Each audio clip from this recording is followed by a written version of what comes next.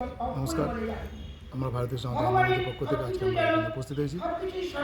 আমরা ভারতীয় জনতা হিন্দু মঞ্চের পক্ষ থেকে এই মাস মানে 2 মাস ধরে শুধু আমাদের এখানে না, গোটা পশ্চিমবঙ্গ জুড়ে এক ঐতিহাসিক ধর্মীয় মানে হিন্দুদের সনাতনীদের জাগরিতকরণে এক বিশাল কর্মসূচি আমরা নিয়েছি।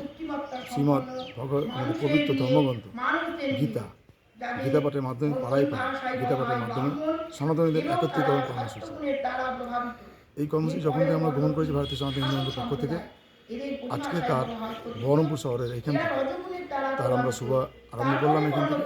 এবং আগামী দিন এই 2 মাস ধরে গোটা আমাদের পশ্চিমবঙ্গ জুড়ে প্রত্যেকটা পাড়ায় প্রতিটা দিন প্রত্যেকটা সময় দেখতে পাবেন ভারতীয় সনাতন হিন্দু মঞ্চের পক্ষ থেকে কোথাও না কোথাও রাজ্য জুড়ে প্রত্যেকটা দিন এই গীতা পাঠের কর্মসূচি চলছে।